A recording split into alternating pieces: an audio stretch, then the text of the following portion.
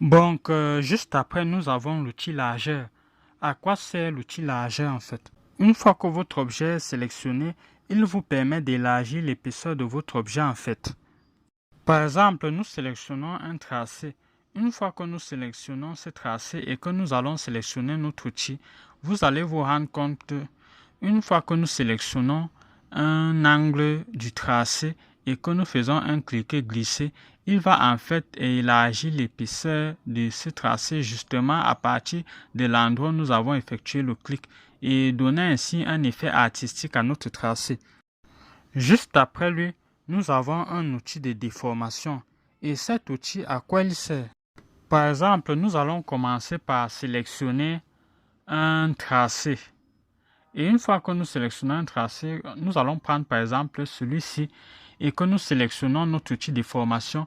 Une fois que nous faisons un cliquer-glisser, vous allez vous rendre compte qu'il va en fait tirer notre tracé de cette manière en déformant exactement le tracé comme son nom l'indique.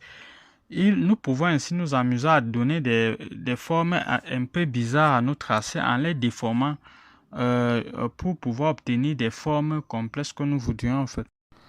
Juste après lui, nous avons l'outil tourbillon. L'outil tourbillon, à quoi est-ce qu'il peut nous servir? À quoi est-ce que c'est notre outil tourbillon en fait? Une fois que nous avons sélectionné notre tracé et que nous sélectionnons cet outil, vous allez vous rendre compte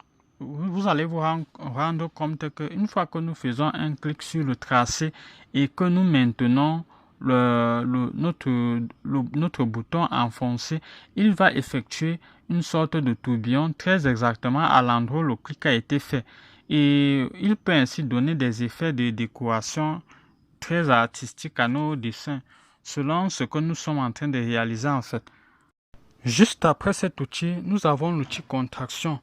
L'outil contraction, à quoi est-ce qu'il peut bien nous servir?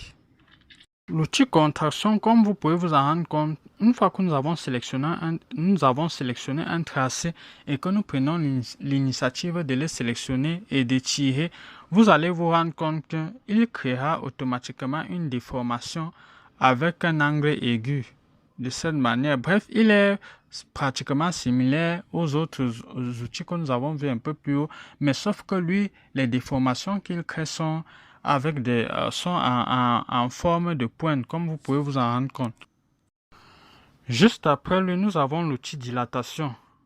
De la même manière que fonctionnent les autres outils de déformation, il permet d'effectuer toujours une déformation, mais cette fois-ci en créant des bouts arrondis.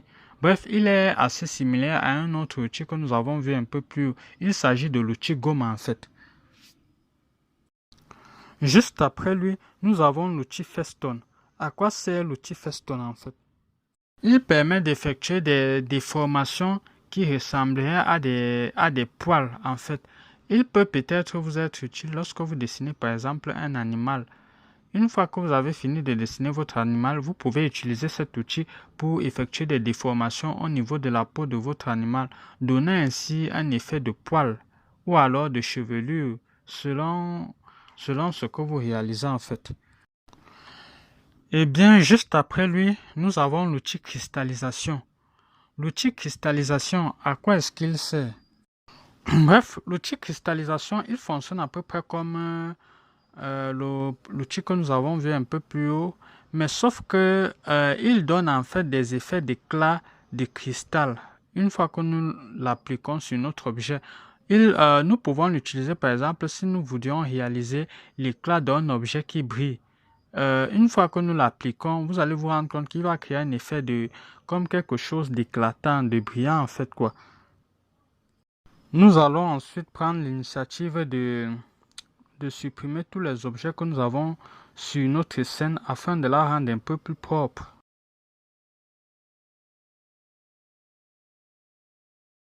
Pour mieux continuer à travailler en fait. Juste après, le prochain outil que nous allons voir, il s'agit de l'outil France. À quoi sert cet outil en fait? Comme vous pouvez vous en rendre compte, c'est un outil qui permet d'effectuer des déformations qui sont en quelque sorte filatées en fait. Il donne un effet de craquement au tracé que vous avez réalisé en fait. Juste après, nous avons l'outil transformation. Comme vous pouvez vous en rendre compte, c'est un outil qui fonctionne d'une manière un peu particulière, contrairement aux autres outils de transformation que nous avons vus. Il permet de créer une sorte de grille que nous allons utiliser pour pouvoir déformer notre objet en fait. Et pour cela, nous allons, à chaque fois que nous faisons un clic gauche, vous allez vous rendre compte qu'il créera automatiquement des pointillés qui seront inclus à notre grille. Et ce sont ces points que nous allons sélectionner afin de déformer notre grille. Une fois que nous sélectionnons les points et que nous faisons glisser, vous allez vous rendre compte que l'objet va se déformer à l'endroit où nous avons sélectionné et créé le point. Et selon la trajectoire que nous allons prendre en fait. Et plus nous allons étirer, plus l'objet va se déformer en fait. Et juste au-dessus de lui, nous avons l'outil transformation manuelle.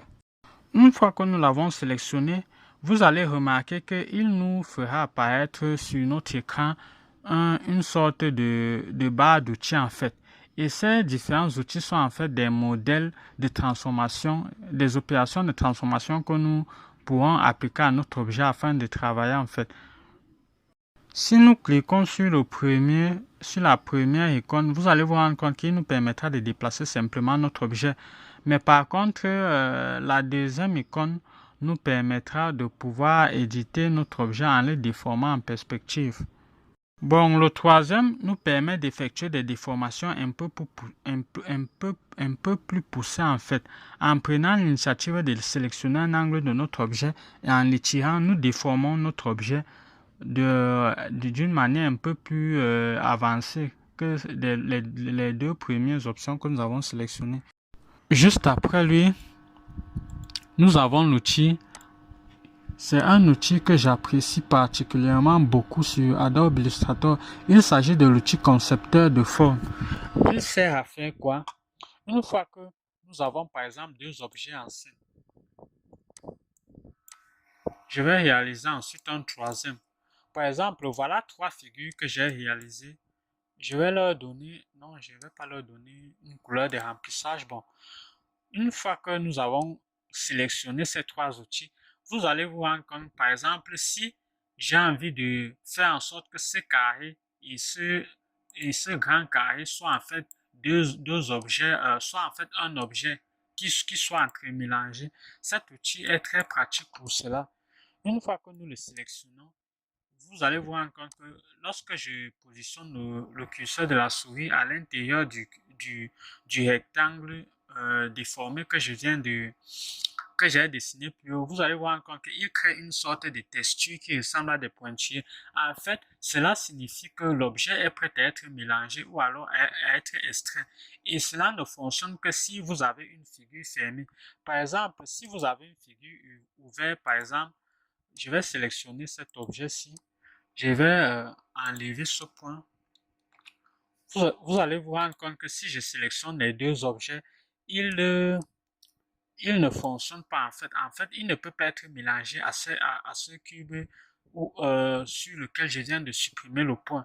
Mais par contre, si je le sélectionne avec le carré que vous voyez un peu plus haut, vous allez vous rendre compte que là, à chaque fois qu'il peut être mélangé à un objet, et que vous positionnez le curseur de votre souris à l'emplacement, vous allez vous rendre compte qu'il va créer cette sorte de texture. Cela signifie que l'objet est prêt à être mélangé en fait. Si je fais un clic gauche et que je dessine un tracé, à chaque fois que je fais un passage, il mélange en fait notre objet comme vous pouvez vous en rendre compte. Une fois que l'objet est mélangé, vous allez vous rendre compte que la texture apparaît en fait complètement et il y a des tracés qui ont disparu. Cela signifie que l'objet a été complètement mélangé en fait. Mais par contre, si par exemple j'ai envie de prélever une matière circulaire à mon objet, il me suffit de venir ici et de sélectionner par exemple l'outil ellipse. Une fois que je dessine un cercle et que je viens introduire le cercle à l'intérieur de l'objet, si par exemple j'ai envie de créer un trou circulaire dans mon géant objet, d'ailleurs je vais le mettre une couleur de remplissage pour qu'on puisse mieux comprendre. Par exemple, si j'ai envie de créer un trou sur mon dessin que j'ai fait en arrière, je dessine mon cercle et ensuite je viens le positionner à l'intérieur, à l'endroit où je voudrais que le trou soit créé.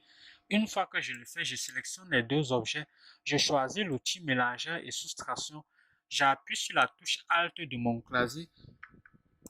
Une fois que j'ai fait un clic gauche, comme vous pouvez vous en rendre compte, il va se servir du cercle que j'ai créé pour pouvoir créer un trou à l'intérieur de notre objet. C'est un outil que j'utilise vraiment beaucoup lorsque je veux réaliser des illustrations, car il est très pratique pour pouvoir réaliser des, des, des formes vraiment extrêmement compliquées avec des détails très poussés. Nous n'avons pas besoin de prendre la peine de les dessiner. Nous pouvons juste réaliser figure par figure. Ensuite, nous allons prélever la matière selon notre bonne volonté en fait. Si par exemple, je prends un carré avec bord arrondi et que je dessine par exemple une figure, si j'ai envie de prélever de la matière par exemple à cette zone-ci, je le mets là, je sélectionne les deux objets. Ensuite, j'appuie sur la touche Alt et j'appuie sur la touche Alt après avoir sélectionné mon outil. Et voilà, comme vous pouvez vous en rendre compte, il m'a permis de prélever de la matière en fait. Et sélectionner. Voilà donc ça à quoi il peut vous être très pratique. Par exemple, je vais choisir un outil étoile. Je vais réaliser mon étoile. Une fois que j'ai réalisé mon étoile, par exemple, j'ai envie d'ajouter de la matière. Par exemple, je veux que ce bout soit avec la forme de mon étoile qui est incrémentée à l'objet. Je vais sélectionner les deux objets, mais cette fois-ci, je n'appuierai pas sur la touche Alt parce que lorsqu'on appuie sur la touche Alt, cela veut dire qu'il doit supprimer. Mais lorsqu'on veut mélanger, on clique simplement et on fait glisser. Comme vous pouvez vous en rendre compte, notre étoile est désormais ajoutée à notre objet. Voilà comment vous pouvez réaliser des dessins très très compliqués en, en réalisant objet par objet et puis en venant le mélanger à l'objet principal en fait. Juste après lui, nous avons l'outil pot de peinture. À quoi il sert? Par exemple, nous allons prendre l'initiative de dessiner notre étoile en fait. Une fois que l'étoile est réalisée, nous allons supprimer la couleur de remplissage. En fait, le pot de peinture ne fonctionne que si et seulement si euh, l'objet est complètement fermé. Par exemple, s'il y a un trou sur notre objet, par exemple, je vais venir ici sélectionner et supprimer. Là, comme vous pouvez vous en rendre compte, il y a un vide. Si cette fois-ci je sélectionne mon pot de peinture, vous allez vous rendre compte que si j'essaye de l'appliquer, il n'y a rien qui se passe, même si l'objet est sélectionné en fait. Mais par contre, on va revenir en arrière. Si je prends l'initiative de sélectionner le pot de peinture et que l'objet est en fait fermé, je vais sélectionner une couleur de remplissage. Une fois que l'objet est fermé, si c'est que je clique à l'intérieur de l'objet, vous allez vous rendre compte que il va en fait remplir notre objet avec une couleur. Et il ne fonctionne que si l'objet est hermétiquement fermé. Par exemple, s'il y a une ouverture, cela ne fonctionnera pas. Donc, pour l'utiliser, il faudrait fermer naturellement notre objet en fait. Juste après lui, nous avons l'outil sélection de peinture dynamique. À quoi il sert? Une fois que nous avons effectué une couleur de remplissage à notre objet, par exemple le rouge, l'outil de sélection de peinture dynamique, il vous permet en fait de sélectionner la couleur que vous avez appliquée à votre objet en fait. Parce que si vous essayez de sélectionner avec un outil de sélection, vous allez vous rendre compte que l'outil de sélection va sélectionner l'objet globalement. Mais par contre, son utilité va dans le sens où il vous permet de sélectionner la texture. Et dans le cas où vous voulez l'enlever, vous pouvez appuyer sur la touche supprimer de votre clavier et ensuite la couleur que vous avez appliquée sera enlevée. Mais par contre, c'est le seul moyen d'enlever une couleur qui est appliquée à notre objet dans le cas où nous avons utilisé l'outil pot de peinture. Par exemple, si nous essayons d'enlever avec un autre outil, ça ne fonctionnera pas car cela sélectionnera l'objet globalement. Donc, l'outil de sélection de peinture dynamique vous permet de pouvoir enlever ou de déplacer la couleur de remplissage que vous avez appliquée à votre objet en fait.